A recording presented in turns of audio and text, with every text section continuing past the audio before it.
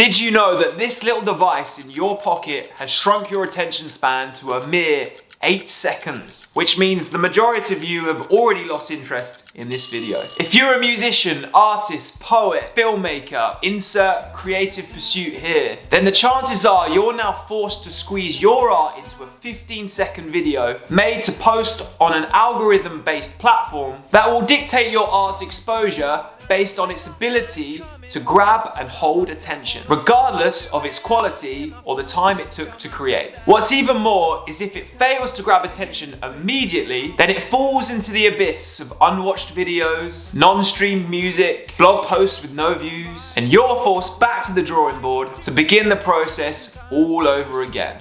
What's going on? When did this happen? Why did this happen? Is it good? Is it bad? And what can we do about it? This is what I'm gonna try and answer in this video. So sit back and relax, baby. It's time to play the algorithm. Let me recount a familiar scenario. You're a singer. You're looking to make the big time. After years of lessons, practice, performance, you decide it's time to record a song. You hit the studio and you belt your lungs. You give it all you've got. And the song sounds incredible. And you are proud, rightly so. You make a music video with your videographer friend, you put it on YouTube and nobody watches it. Meanwhile, another friend who's recently bought a guitar learns 4 chords and starts playing covers on TikTok. And they're blowing up. Woo! You decide to jump on the bandwagon. After a year of uploading 2 to 3 videos every single day, singing your heart out, you've built a solid following. But they only really want to hear your rendition of the Titanic theme tune whilst you're reenacting the scene.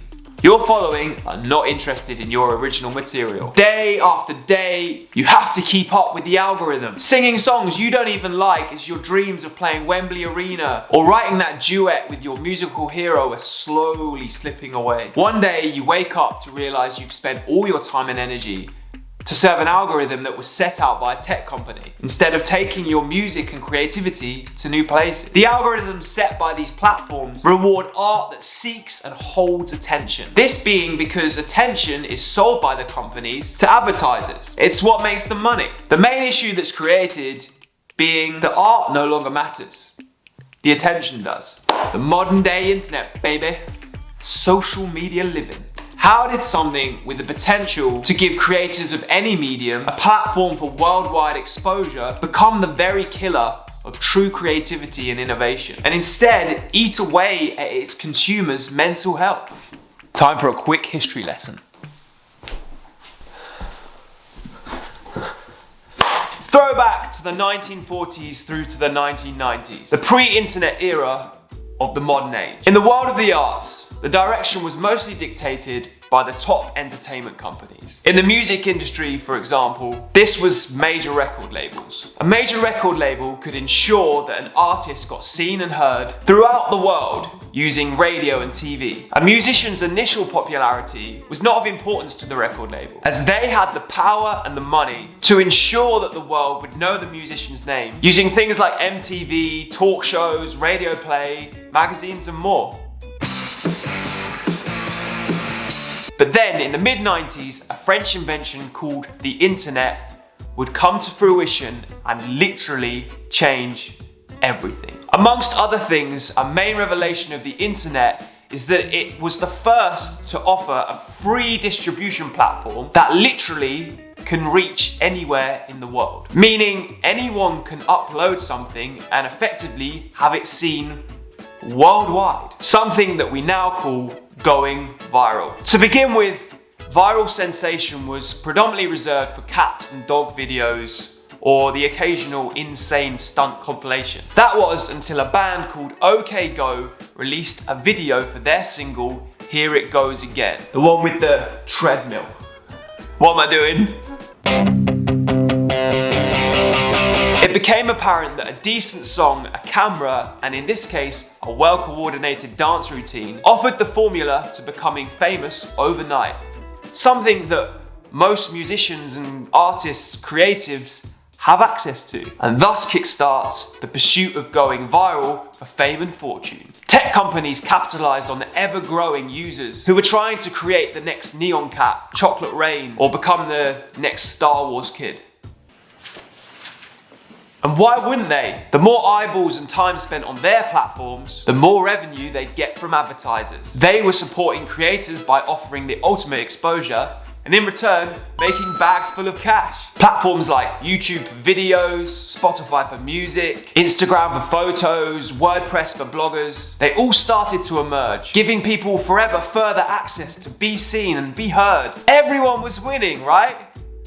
Well, not quite. Broadcast media, TV and entertainment companies, the major record labels, they had all but kind of lost their purpose. And they definitely lost their control in the direction of the arts. So, to get in on a slice of the action, these TV and entertainment companies and record labels offered money in exchange for the views, and thus drove up the price of exposure, further stacking the odds against organic growth for any independent creators. And all whilst this is going on, other markets were born. Whilst artists, musicians, record labels, TV, entertainment media were fighting for eyeballs, a group of people started uploading content based on everything else. Their lives, what they ate, how they work out. This group being what we know now as influencers. Influencers capitalized on ad revenue models and sold the documentation of their lives in exchange for the money.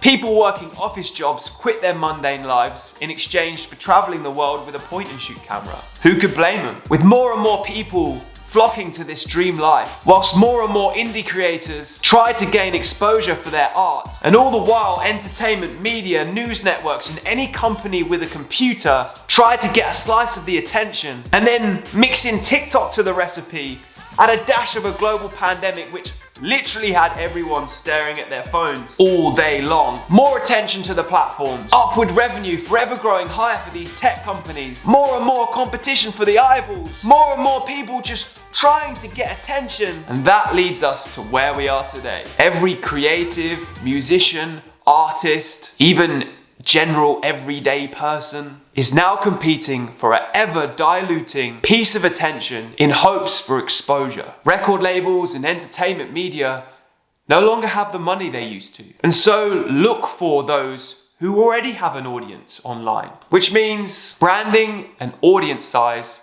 have become more important than the work itself. But it's not all been so bad. People have built careers with nothing more than a smartphone from everywhere and anywhere in the world. Some of them have literally come from the poverty line to hit the big time. Though ultimately the result is artists and creators now focus more of their time and effort on branding and building an audience, and therefore their creative work is made to serve an algorithm. Dang!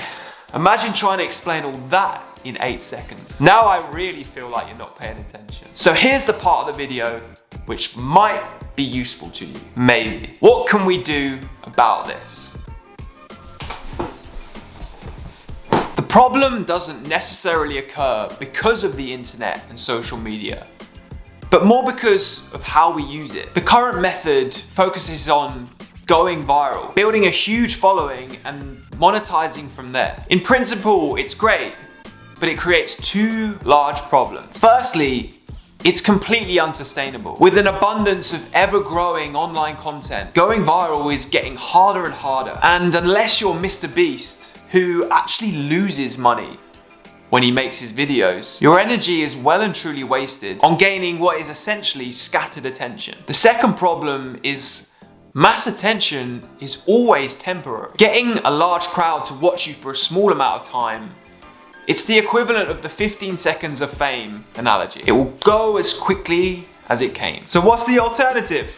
The opposite of going viral is slow growth. Creating meaningful and brilliant work that over time will nurture a loyal following who get true value out of the work you're creating. Sure, it might seem less glamorous, but in the long term, it's all the more rewarding. And whilst 99% of the world focuses on going viral, there's an ever widening gap in the market for creative work that is truly resonant and really connects with other humans. Think about the last viral YouTube video you watched. Do you remember it? What about the last #1 song that went viral because of TikTok? Do you ever listen to that song? The concept of making a career by doing this is perfectly put by Kevin Kelly in his essay, 1,000 True Fans. I love this essay, and when I read it, it genuinely changed my life and whole perspective. The concept is to have a long-lasting, successful and sustainable career, whether you're an artist, musician, writer, poet, baker, dance, choreographer, all you really need is 1,000 true fans. A true fan is defined as someone who will support all the work you do forever. They'll buy all your products, watch all of your work, migrate from one platform to another with you. Their attention is focused on you. A true fan can support you financially. They will evangelize your marketing and effectively do it for you by sharing everything you post, everything you put out, and thus growing the platform for you. So how do you build 1,000 true fans? To gain a true fan, it takes time. But once a true fan has found you, they aren't going away in a hurry. This is one of those things that is simple, but difficult to do. It's going to require being patient and being humble. I think the first step is to focus on giving value. People will subscribe to creative work that they actually get real and true value from. This might mean that sometimes you have to put your ego aside and create things that are less for you and more for them. Maybe your folk songs are more resonant than your hardcore punk ones. Maybe your animations on how plants grow are better than that obscure dark anime you like to create. Or maybe the other way around. I think you need to think about what this means for you. The second strategy is to cultivate a community. Stay true to the people who have already said yes. Reply to their comments, send them messages, ask for their input, create work for them. Focus less on making it for those who aren't paying attention. The third step is to go big.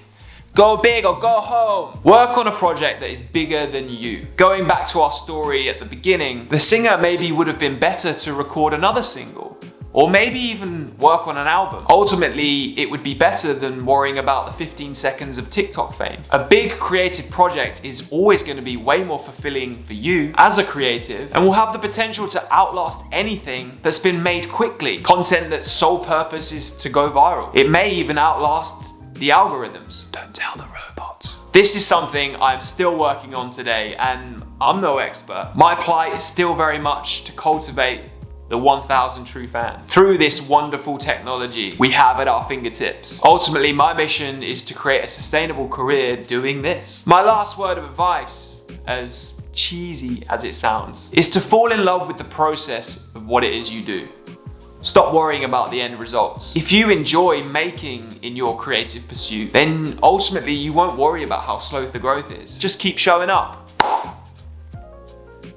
I hope you enjoyed this video. I hope you found some value from it, and maybe I've converted you that slightly more to become one of my 1,000 true fans. Who knows? If not, I hope it helps you succeed in your plight to find your own 1,000. Give it a like if you liked it. Subscribe if you're new. I make videos every Monday, they come out. Have a wonderful day, and peace, love, happiness.